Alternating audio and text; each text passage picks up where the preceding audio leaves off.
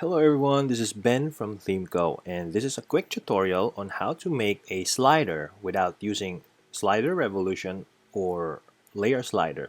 If you're familiar with X, and you should be familiar with X if you're watching this video. So anyway, you do know that Slider Revolution and Layer Slider are two slider plugins that are bundled with your X or Pro theme installation. So if you have X or Pro, you can make use of either or both Rev Slider and Layer Slider, and they are good sliders. They're good slider plugins. They are robust. You can basically do anything with them. But if you're like me and you want to make a simple slider, kind of like this, and you want to use the Cornerstone as, or rather, the builders, whether Cornerstone or Global Block or Pro Builder, whatnot, if you're more familiar with that and you like the simplicity of using that, you still can create sliders like this.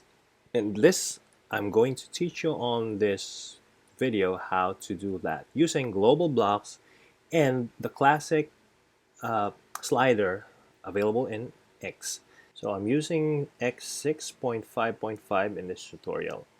And if you're using Pro, most of the techniques I'm going to show you, actually all of the techniques I'm going to show you are applicable also. So let's get started. First, let's go to global blocks, and if you're logged in on the admin area, hover on X and go to global blocks.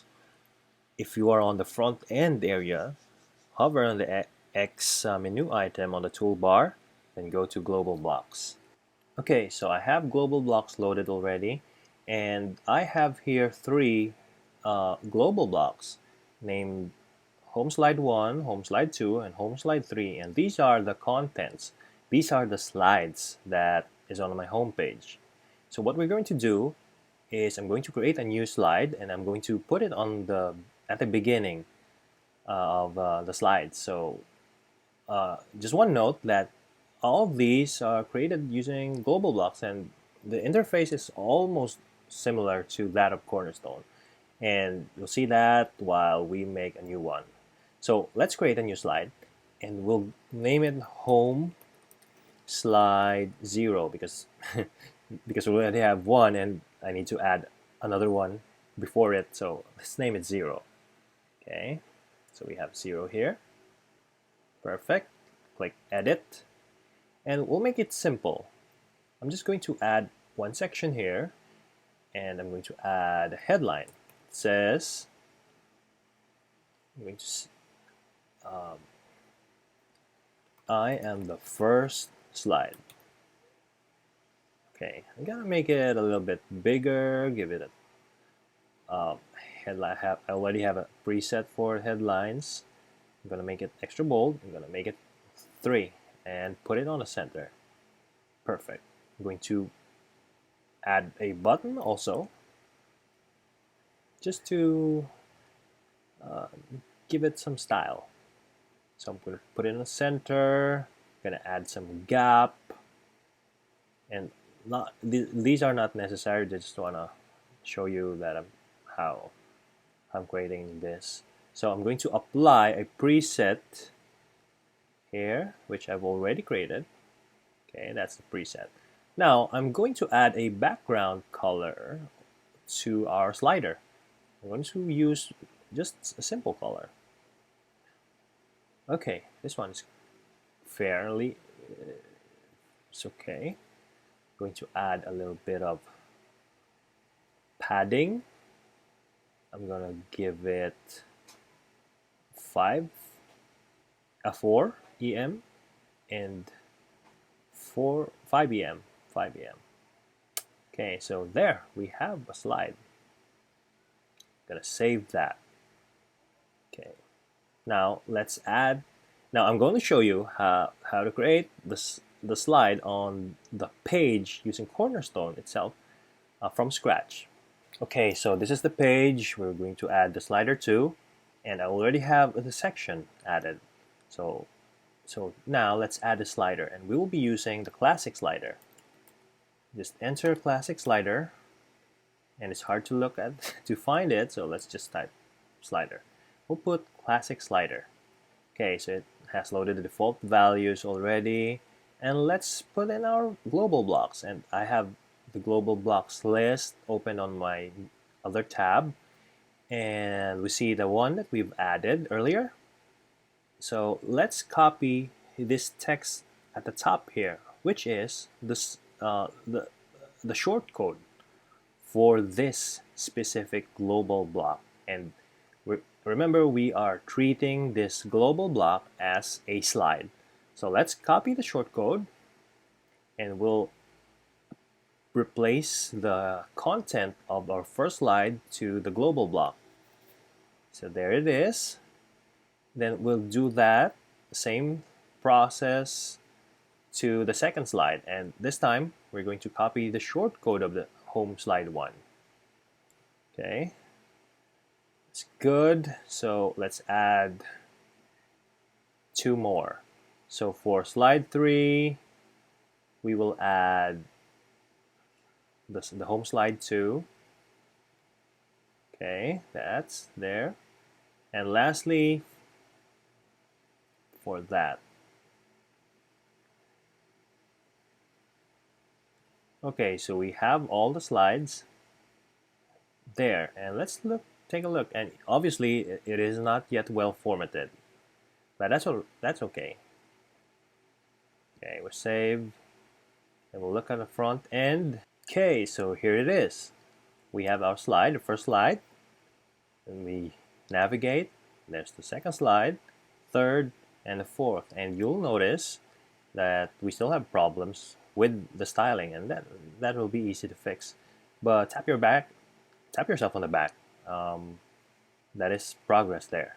Okay. So one thing that we notice is that the heights differ. Okay. When I scroll down, it just displays. It just reveals the entire height of the section, and that's not good. What we want is to have all of them use the same height. So let's fix that first.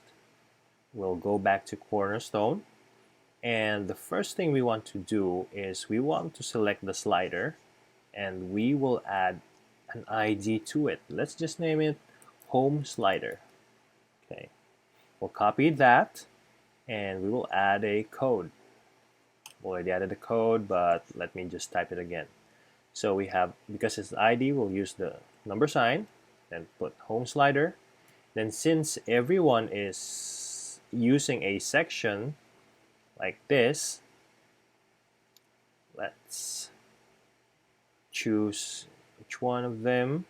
You're using a section, and all of them have use a class named X section. Okay, X section.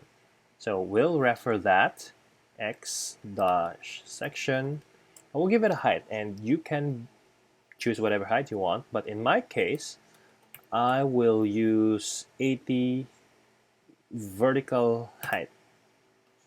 Okay, that works for me, and you can use whatever you want. You can use 500px, 600px, it depends on you actually. Okay, I can do the same also, but for this I will be using 80 VH. So okay, computer is a bit sluggish, but now we don't have a resizing problem like we did before. Okay, so that fixes that. Now we want to remove all these extra paddings and spacings. So to do that, we'll go back to Cornerstone, then we'll remove the paddings first on our section. So let's select the section, and we want to remove all paddings. So let's remove that. Let's make this the top padding 0 and the bottom padding 0 as well. Okay, then we select the row, and we will make the row, actually, yeah, here's the row. Let's remove the inner container of the row by selecting off. Okay, so it's basically full width now. So the extra space here comes from the classic slider. And we'll select the slider now, then go down and look for no container. It's currently off. Click it to turn it on. And there's no more spacing. Okay, let's save that. Let's go to the front end again and look. Let's refresh.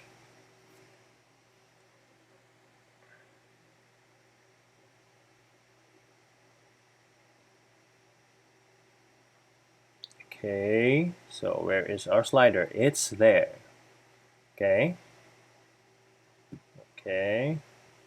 Yeah, it's almost done except for this one tiny space which comes from the slider itself.